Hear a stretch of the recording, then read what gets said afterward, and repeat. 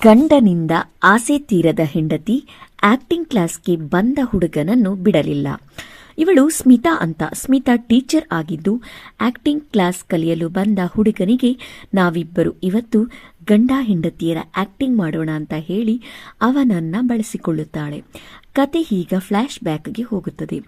ಸ್ಮಿತಾಗೆ ಸಂಜಯ್ ಜೊತೆ ಮದುವೆ ಆಗಿದ್ದು ಸಂಜಯ್ಗೆ ಹೆಲ್ತ್ ಪ್ರಾಬ್ಲಮ್ ಇರುವ ಕಾರಣ 6 ವರ್ಷ ಕಳೆದರೂ ಇವರಿಗೆ ಮಕ್ಕಳಾಗಿರುವುದಿಲ್ಲ. ಇನ್ನು ಸ್ಮಿತಾ ನೈಟ್ ಸಂಜಯ್ ಜೊತೆ ಸೇರಲು ಹೋದಾಗಲೂ ಕೂಡ ಸಂಜಯ್ ನನಗೆ ತುಂಬಾ ಕೆಲಸವಿದೆ ಅಂತ ಅವಳನ್ನ ದೂರ ತಳ್ಳುತ್ತಾನೆ. ಅವಾಗ ಕೋಪಗೊಂಡ ಸ್ಮಿತಾ, ನೀನು ಕೆಲಸ ಅನ್ನುತ್ತಿದ್ದರೆ ನನ್ನ ಅವಶ್ಯಕತೆಗಳನ್ನ ಯಾರು ಈಡೇರಿಸುತ್ತಾರೆ ಅಂತ ಕೇಳಿದಾಗ ಸಂಜಯ್, ನನಗೆ ಹೆಲ್ತ್ ಇಶ್ಯೂ ಇರುವುದು ನಿನಗೆ ಗೊತ್ತಿದೆ ತಾನೇ ಅಂತ ಮತ್ತೆ ಕೋಪ ಮಾಡ್ಕೊಳ್ತಾನೆ. ಮರುದಿನ ಸ್ಮಿತಾ ಸೈಲೆಂಟ್ ಆಗಿ ಕುಳಿತಿರ್ತಾಳೆ. ಅವಾಗ ಸಂಜಯ್, ನಾನು ಮತ್ತೊಬ್ಬ ಬೇರೆ ಡಾಕ್ಟರ್ ಕಡೆ ಟ್ರೀಟ್ಮೆಂಟ್ ತೆಗೆದುಕೊಳ್ಳಲು ನೋಡುತ್ತಿದ್ದೇನೆ. ಆದಷ್ಟು ಬೇಗ ನಮಗೆ ಮಗು ಕೂಡ ಆಗುತ್ತದೆ. ನಿನಗೂ ಕೂಡ ಮನೆಯಲ್ಲಿ ಟೈಮ್ ಪಾಸ್ ಆಗಲ್ಲ. ಹಾಗಾಗಿ ನೀನು ಆಕ್ಟಿಂಗ್ ಕ್ಲಾಸ್ ಸ್ಟಾರ್ಟ್ ಮಾಡು ಅಂತ ಹೇಳುತ್ತಾನೆ. ನಂತರ ಆರ್ಡ್ಸ್ ಕೊಟ್ಟಾಗ ಆರ್ಯನ್ ಎಂಬ ಹುಡುಗ ಕ್ಲಾಸ್ ಬಗ್ಗೆ ಕೇಳಲು ಸ್ಮಿತಾಳ ಮನೆಗೆ ಬರುತ್ತಾನೆ. ಆವಾಗ ಖುಷಿಯಾದ ಸ್ಮಿತಾ ಆರ್ಯನನ್ನು ಮನೆಯೊಳಗೆ ಕರೆದಾಗ ಆರ್ಯನ್, ನನಗೆ ಆಕ್ಟಿಂಗ್ ಕ್ಲಾಸ್ ಹೇಳಿಕೊಡ್ತೀರಾ ಅಂತ ಕೇಳುತ್ತಾನೆ. ಆವಾಗ ಸ್ಮಿತಾ, ಹಿಂದೆ ಎಲ್ಲಾದರೂ ಟ್ರೈನಿಂಗ್ ತೆಗೆದುಕೊಂಡಿದ್ದೀಯಾ ಹೇಗೆ ಅಂತ ಕೇಳುತ್ತಾಳೆ. ಆವಾಗ ಆರ್ಯನ್ ಇಲ್ಲ ಅಂತ ಹೇಳುತ್ತಾನೆ. ಆವಾಗ ಸ್ಮಿತಾ, ಆಕ್ಟಿಂಗ್ ಕಲಿಯಬೇಕಾದರೆ ಅಬ್ಸರ್ವೇಷನ್ ಜೊತೆಗೆ ಫೀಲ್ ಮಾಡಿಕೊಂಡು ಆಕ್ಟ್ ಮಾಡಬೇಕಂತ ಹೇಳಿ ಮರುದಿನ ಸಂಜೆ 4 ಗಂಟೆಗೆ ಬರಲು ಹೇಳುತ್ತಾಳೆ. ಮರುದಿನ ಆರ್ಯನ್ ಕ್ಲಾಸಿಗೆ ಬಂದಾಗ ಸ್ಮಿತಾ ಡೈಲಾಗ್ ಹೇಳಲು ಹೇಳುತ್ತಾಳೆ. ಅವಾಗ ಆರ್ಯನ್ ಅರ್ಧದಲ್ಲೇ ಡೈಲಾಗ್ ಮರೆತಾಗ ಸ್ಮಿತಾ, ನೀನು ಡೈಲಾಗ್ ಮರೆಯಬಾರದೆಂದರೆ ಆ ಕ್ಯಾರೆಕ್ಟರ್ ಒಳಗೆ ನೀನು ಇನ್ವಾಲ್ವ್ ಆಗಿ ಆಕ್ಟ್ ಮಾಡಬೇಕಂತ ಹೇಳಿ ತಾನೇ ಡೈಲಾಗ್ ಹೇಳುತ್ತಾ ಆರ್ಯನನ್ನ ತಬ್ಬಿಕೊಳ್ತಾಳೆ. ಅವಾಗ ಇಬ್ಬರು ಮೈ ಮರೆತಾಗ ಡೋರ್ ಬೆಲ್ ಸದ್ದಾಗಿ ಸಂಜಯ್ ವಾಪಸ್ ಮನೆಗೆ ಬರುತ್ತಾನೆ. ಅವಾಗ ಸ್ಮಿತಾ ಆರ್ಯನನ್ನು ಸಂಜಯ್ಗೆ ಪರಿಚಯ ಮಾಡಿಸುತ್ತಾಳೆ. ನಂತರ ಸಂಜಯ್ಗೆ 1 ಕೋಟಿ ರೂಪಾಯಿಯ ಒಂದು ದೊಡ್ಡ ಡೀಲ್ ಸಿಕ್ತು.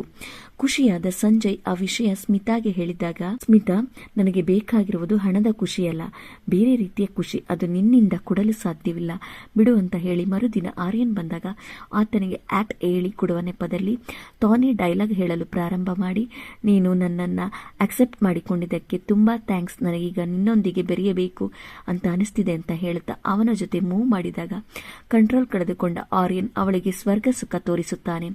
ನಂತರ ಇವರಿಬ್ಬರು ಇದೇ ರೀತಿ ಡೈಲಿ ಒಂದಾಗಲು ಶುರು ಮಾಡಿದಾಗ ಆರ್ಯನ್, ನಾವಿಬ್ಬರು ತಪ್ಪು ಮಾಡುತ್ತಿಲ್ಲ ತಾನೆ ಅಂತ ಕೇಳುತ್ತಾನೆ. ಅವಾಗ ಸ್ಮಿತಾ, ಪ್ರೀತಿಯಲ್ಲಿ ಯಾವುದು ತಪ್ಪಲ್ಲ ಅಂತ ಹೇಳಿದಾಗ ಮರುದಿನ ಸಂಜಯ್, ನಾನೀಗ ಒಬ್ಬ ಒಳ್ಳೆಯ ಡಾಕ್ಟರ್ನನ್ನು ಭೇಟಿಯಾಗಿ ಬರುತ್ತಿದ್ದೇನೆ, ಅವರು ನನ್ನ ಚೆಕಪ್ ಮಾಡಿ ನಾನು ಕೂಡ ತಂದೆ ಆಗ್ಬೋದು ಅಂತ ಹೇಳಿದ್ದಾರೆ ಅಂತ ಹೇಳ್ತಾನೆ. ಅವಾಗ ಸ್ಮಿತಾಗೆ ಏನು ಹೇಳಬೇಕೆಂದು ತಿಳಿಯದೆ ಒದ್ದಾಡುತ್ತಾಳೆ. ನಂತರ ಸಂಜಯ್ ರೂಮ್ ಒಳಗಡೆ ಹೋದಾಗ ಅಲ್ಲಿ ಆರ್ಯನ್ನ ಬನೀನ್ ಸಿಗುತ್ತದೆ. ಅದನ್ನು ನೋಡಿ ಶಾಕ್ ಆದ ಸಂಜಯ್, ಇದು ಯಾರದು, ಇಲ್ಲೇಕೆ ಇದೆ ಅಂತ ಕೇಳುತ್ತಾನೆ. ಅವಾಗ ಸ್ಮಿತಾ, ಮೊನ್ನೆ ನಮ್ಮ ದೊಡ್ಡಮ್ಮನ ಮಗ ಬಂದಿದ್ದ ಮನೆಗೆ, ಅವನು ಮರೆತು ಬಿಟ್ಟು ಹೋಗಿದ್ದಾನೆ ಅಂತ ಸುಳ್ಳು ಹೇಳುವಾಗ ಸಂಜಯ್, ಇವತ್ತು ಆರ್ಯನ್ ಕ್ಲಾಸ್ಗೆ ಬಂದಿದ್ನೋ ಇಲ್ವೋ ಅಂತ ಕೇಳ್ತಾನೆ. ಸ್ಮಿತಾ ಹೆದರಿದಾಗ ಸಂಜಯ್, ನಿನಗೂ ಒಮ್ಮಿಂದೊಮ್ಮಲೆ ಏನಾಯ್ತು ಅಂತ ಕೇಳುತ್ತಾನೆ. ಮರುದಿನ ಆರ್ಯನ್ ಮನೆಗೆ ಬಂದಾಗ ಸ್ಮಿತಾ, ನಿನ್ನ ಬಟ್ಟೆಗಳ ಬಗ್ಗೆ ನಿನಗೆ ಅರಿವಿಲ್ವಾ, ನಿನ್ನೆ ಇದು ಸಂಜಯ್ನ ಕೈಗೆ ಸಿಕ್ಕಿತು ಅಂತ ಬೈತಾಳೆ. ಮರುದಿನ ಸಂಜಯ್ ಸ್ಮಿತಾಗೆ ತಮ್ಮ ಆನಿವರ್ಸರಿ ವಿಶಸ್ ತಿಳಿಸಿ ಒಂದು ಗೋಲ್ಡನ್ ಚೈನ್ ಗಿಫ್ಟ್ ಮಾಡಿದಾಗ ಸ್ಮಿತಾ, ನನಗೆ ಸಂಜಯ್ಗೆ ಮೋಸ ಮಾಡುವುದು ಇಷ್ಟವಾಗುತ್ತಿಲ್ಲ, ನನ್ನಿಂದ ದೊಡ್ಡ ತಪ್ಪಾಗ್ಬಿಟ್ಟಿದೆ, ಹಿಂದೆ ನಡೆದಿದ್ದನ್ನೆಲ್ಲ ಕೆಟ್ಟ ಕನಸು ಅಂತ ಮರೆತು ಬಿಡು ಅಂತ ಆರ್ಯನ್ಗೆ ಹೇಳಿ ಟೀ ಮಾಡಲು ಹೋದಾಗ ಆರ್ಯನ್, ಅದು ನನ್ನಿಂದ ಸಾಧ್ಯವಿಲ್ಲ ಅಂತ ಹೇಳಿ ಮತ್ತೆ ಸ್ಮಿತಾಳನ್ನು ತಬ್ಬಿಕೊಳ್ತಾನೆ. ಅಷ್ಟರಲ್ಲಿ ಸಂಜಯ್ ಬಂದು ಡೋರ್ ಬೆಲ್ ಬಾರಿಸಿದಾಗ ಸ್ಮಿತಾ ಲೇಟ್ ಆಗಿ ಡೋರ್ ಓಪನ್ ಮಾಡ್ತಾಳೆ. ಅವಾಗ ಸಂಜಯ್ ಡೋರ್ ಓಪನ್ ಮಾಡಲು ಏಕೆ ಲೇಟ್ ಮಾಡಿದೆ ಅಂತ ಕೇಳಿದಾಗ, ನಾನು ಕಿಚನ್ನಲ್ಲಿ ಟೀ ಮಾಡುತ್ತಿದ್ದೆ ಅಂತ ಹೇಳ್ತಾಳೆ. ನಂತರ ಸಂಜಯ್ ಕಿಚನ್ ಒಳಗಡೆ ಹೋಗಿ ನೋಡಿದಾಗ ಅಲ್ಲಿ ಟೀ ಎಲ್ಲ ಸುಟ್ಟು ಹೋಗಿರುತ್ತದೆ.